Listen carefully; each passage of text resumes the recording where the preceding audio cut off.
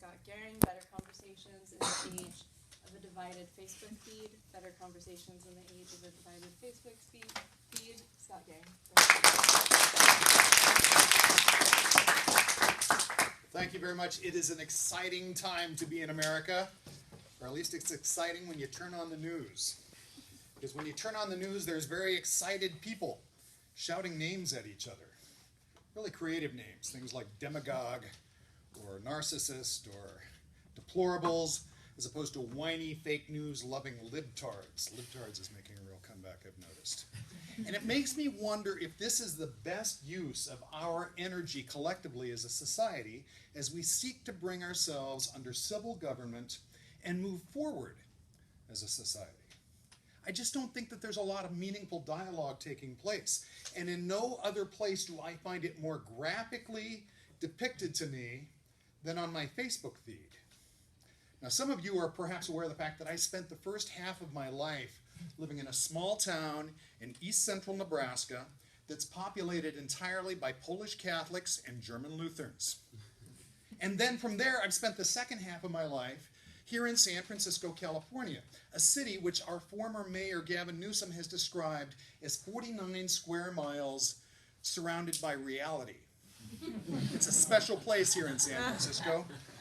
Here in San Francisco, we have entire social networks. We have mayoral task forces in order to address things that they have never heard of in Nebraska.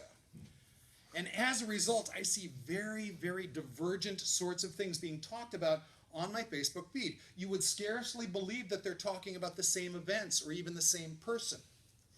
And I have to ask myself, again, is this the best way that we can talk to each other, by coming up with ever snarkier memes or ever snarkier names for each other?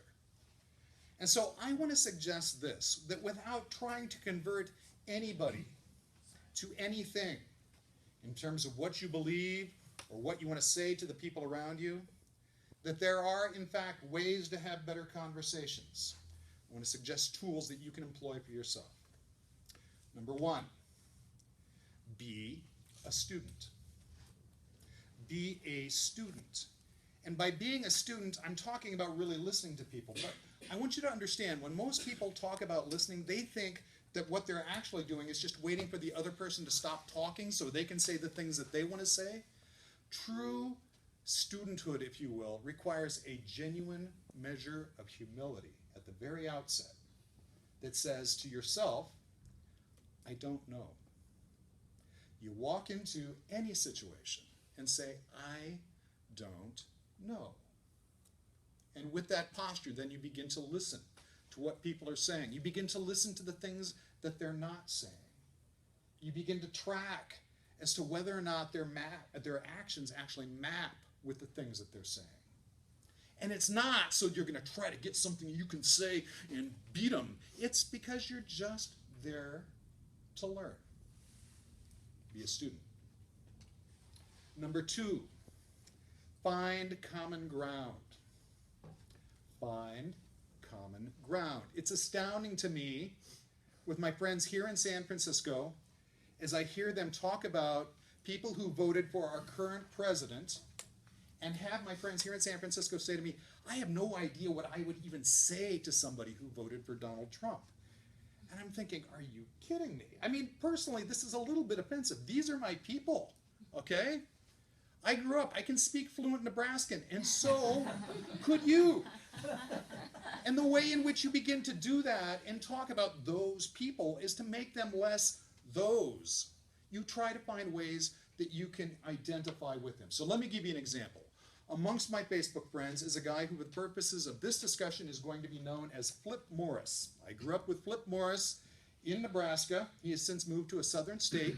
If you were to go onto his Facebook profile, you would note right away that he's very into about 4 things in order of importance: rescue dogs, the Bible, guns, and Zig Ziglar. Okay? So, and my San Francisco friends, what would I say to a guy like that? Because let you know as well, he now has a 5th thing that he's really into.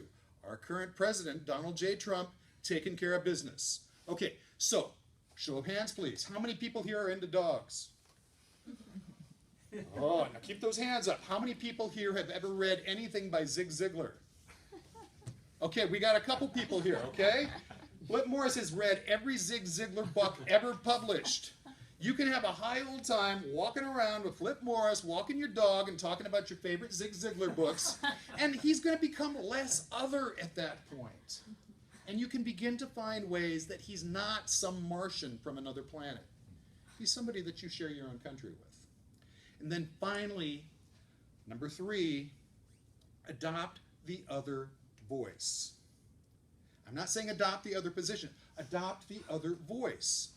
Has anybody ever noticed that when you hear, for example, a conference speaker or read something in a book, and something really strikes you as though something that you've always wanted to say, but they happen to say it first, and you say, that person is right on. That you suddenly feel a sense of warmth towards that individual. You've never even actually met them, but somehow you esteem them. So in the same way, there's currently a book that's very popular. It's called Negotiating as Though Your Life Depended on It, or Never Split the Difference, Negotiating as Though Your Life Depended on It.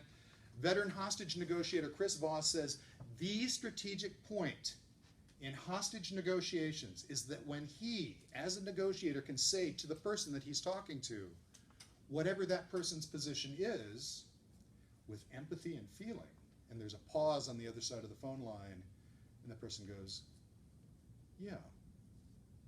It's at that point, when that person hears out of the negotiator's voice, or their mouth, their own position, that things begin to open up in the conversation. And hostages are released, progress is made, things go forward. Now, these are tools that you can use. I'm not telling you to convince anybody of anything.